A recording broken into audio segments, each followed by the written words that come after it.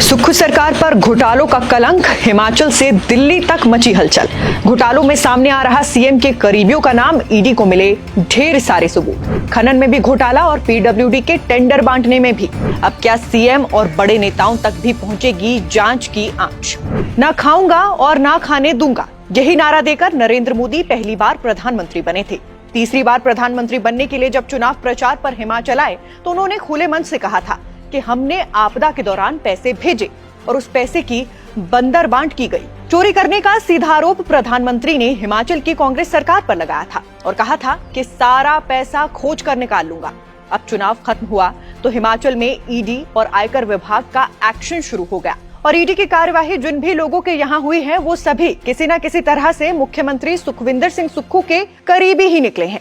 तो क्या हिमाचल में अब और कुछ बड़ा होने वाला है? क्या सच में बड़ा भ्रष्टाचार हुआ है? क्या मुख्यमंत्री सुक्खू भी जांच एजेंसियों के रडार में आएंगे?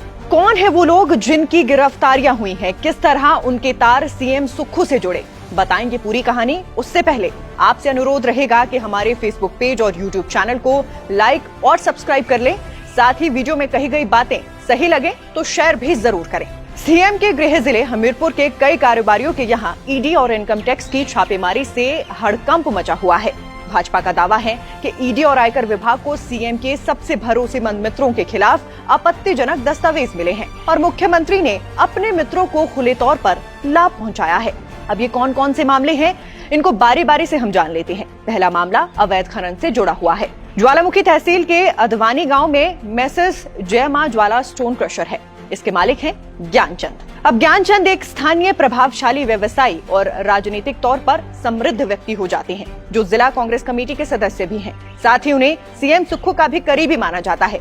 अब ईडी की जांच में इस बात का पता चला है कि एक तो यहाँ रात में खनन होता था, दूसरा लाइसेंस प्राप्त क्षेत्र के बाहर खनन होता था और तीसरा खनन में जो कुछ भी निकलता है उसका बड़ा हिस्सा नगद में ही बेच दिया जाता है और इस तरह से होता है करोड़ों का हेरफेर। ईडी को एक ही खाते में 8 करोड़ से अधिक की अवैध नकदी के जमा होने के भी सबूत मिले हैं। आरोप ये भी है कि स्टोन क्रशर वाले ज्ञानचंद और सीएम सुक्खू के भाई राजीव सिंह ने अवैध खनन के लिए निकटवर्ती भूमि संपत्तियों का भी अधिग्रहण किया हुआ है। इसके बाद सीएम के करीबियों पर जिस दूसरे घोटाले का आरोप लगा है वो है टेंडर आवंटन का घोटाला।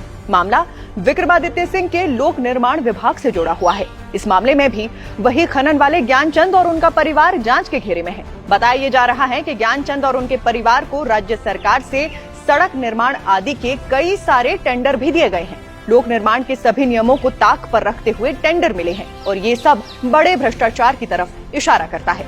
इसके बाद तीसरा घोटाला एचआरटीसी के लिए जमीन खरीद से जुड़ा हुआ है। इस मामले में 2 लोग जांच के घेरे में हैं, जिनका नाम है प्रभात चंद और अजय कुमार।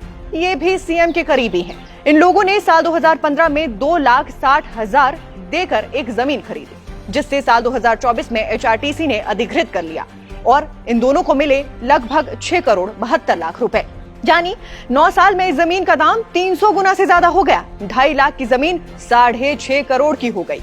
कहा जा रहा है कि ये सरकारी खजाने को लूटने की एक और योजना थी, जिसके लिए खरीद से अत्यधिक ऊंची दरों पर जमीन का अधिग्रहण किया गया था। बहरहाल ये तो पूरे कच्चे चिट्ठे का एक छोटा सा हिस्सा था जिसे हमने आपको बताया, मगर सवाल वही पुराना है कि क्या सीएम तक भी जांच की आंच पहुंचेगी?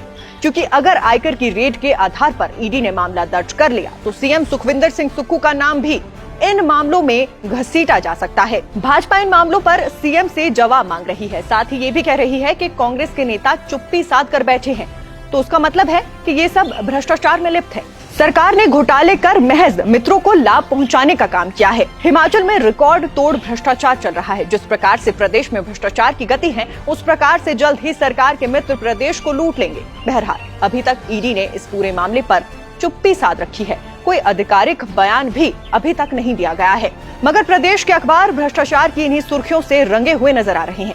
बाकी भाजपा के इस बयान पर आपकी क्या राय है, हमें कमेंट बॉक्स में बताइएगा। फिलहाल के लिए बस इतना ही। नमस्कार।